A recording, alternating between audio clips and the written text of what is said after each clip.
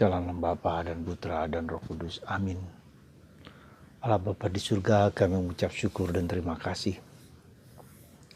Ada begitu banyak kuasa Yesus, kuasa Tuhan dalam hidup kami. Ada begitu banyak mujizat-mujizat yang Kau adakan dalam hidup kami pribadi, maupun hidup orang-orang di sekitar kami. Tetapi apakah itu membuat kami kagum akan Engkau?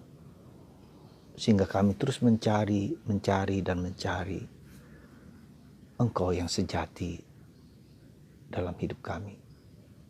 Berkatilah kami supaya kami semakin kagum dan mengagumi serta mencari Engkau terus menerus. Demi Kristus Tuhan dan pengantara kami. Amin. Saudaraku yang terkasih dalam Kristus, dalam bacaan Injil hari ini, hari Minggu biasa keempat, kita diajak untuk melihat sikap kita, respons kita. Apakah kita memiliki rasa kagum, rasa pesona pada pribadi Yesus?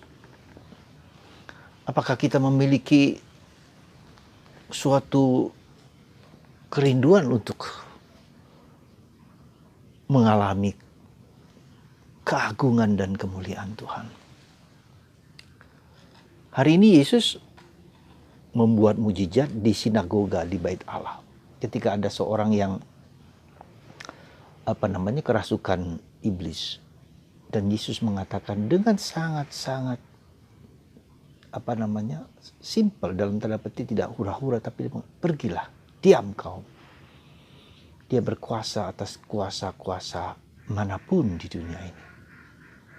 Dan dia mengajar bukan hanya dengan mulut, bukan hanya dengan pikiran, tapi merasuk di dalam hati kita manusia. Sehingga orang berkomentar, siapakah dia ini? Sehingga iblis pun, setan pun berada dalam kuasanya. Dan orang takjub melihat apa yang dilakukan Yesus.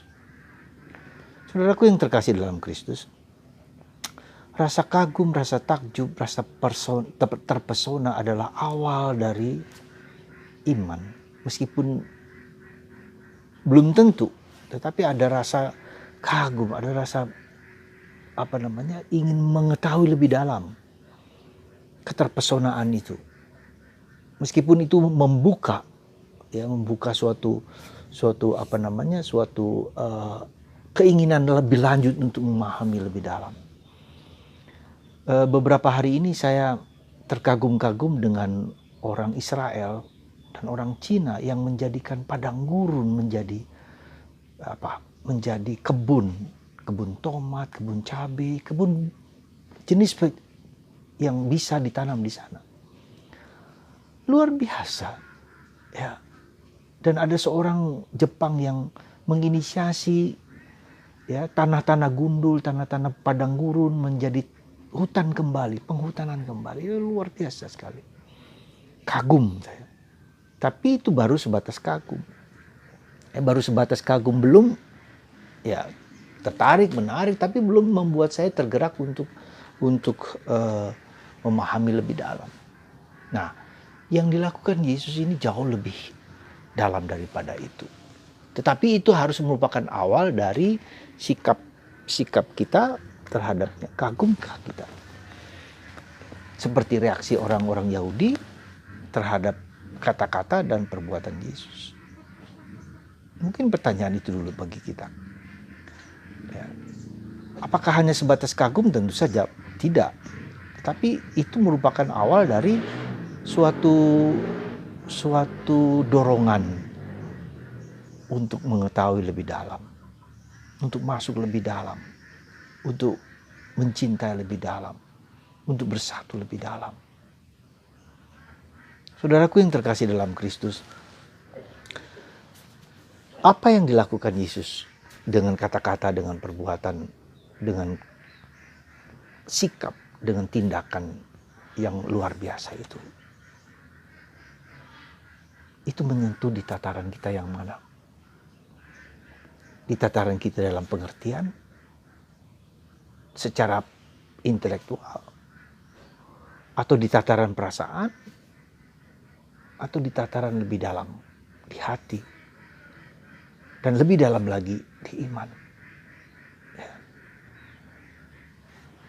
Gradasi ini yang menentukan kita dalam penghayatan kita kepada Yesus. Gradasi pikiran, gradasi perasaan, gradasi fisik, atau gradasi rohani. Dan itu pula yang menjadi pertanyaan kita, bagaimana, kenapa Yesus beberapa hari yang lalu memberikan perumpamaan tentang penabur di tanah-tanah yang berjenis-jenis, berbatu-batu, berduri-duri, ya. Atau tidak ada tanah sama sekali, atau tanah yang subur. Maka yang diminta Yesus adalah buah. Ketika ada buah pohon ara yang tidak berbuah, ditebang saja. Mungkinkah itu bagi kita? Suatu pertanyaan yang harus mungkin kita renungkan, kita refleksikan, apa buah-buah kehidupan kita. Sehingga kita dapat mampu mengerti siapa Yesus itu. Dan buah-buah itu adalah sebetulnya adalah suatu panggilan untuk semakin menyatu dengan Yesus. Dorongan kerinduan untuk semakin dekat. Ada kerinduan, ada kedekatan, ada sesuatu daya magnetik, daya pesona, ya, daya ketertarikan yang terus ingin bergaul dengan Yesus, rindu bertemu dengan Yesus. Mungkin itu pertanyaan sederhana dan simpel di hari Minggu keempat ini, masa biasa, kita coba pertanyakan diri kita sendiri. Adakah kerinduan kita? Nah, tentu saja kerinduan tadi itu, kerinduan, keterpesonaan, kekaguman adalah awal. Apakah saya mencari dan menemukan Dia? Apakah saya juga mengadakan dialog batin dengan Dia? Di tataran mana saya juga terpengaruh, tergerak untuk mencari Dia? Dan itu pertanyaan reflektif, introspektif bagi kita masing-masing supaya kita tahu mungkin, ya. Dan itu kerinduan itu akan terus mencari. Kemana engkau kekasihku? Ya, Santo Yohanes dari Salem membuat puisi Madarwani, kemana engkau kekasihku?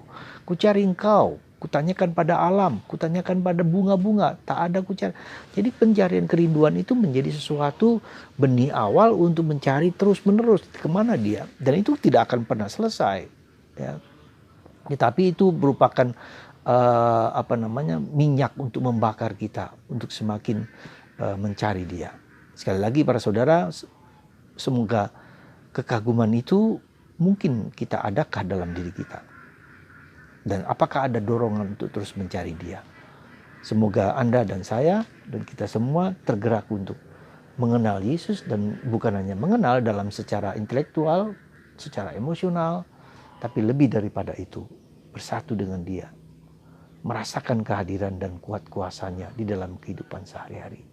Semoga Anda dan saya diberkati, dilindungi dan dijaga dan dipelihara, terutama dengan virus-virus yang cukup menyebar kemana-mana ini, yang seringkali membuat kita takut, membuat kita paranoid, membuat kita gelisah.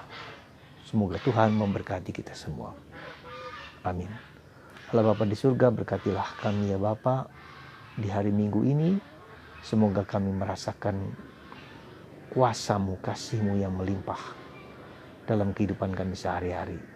Dan bila belum ada kerinduan, belum ada keterpesonaan, belum ada semangat untuk mencari, Kau bangkitkan semangat itu dan kerinduan itu. Berkat-Mu ya Bapa atas kami semua, dan kami mohon dengan penuh kerendahan hati, bagi yang sakit, bagi yang menderita, disembuhkan oleh kuasa-Nya dalam nama Bapa dan Putra dan Roh Kudus.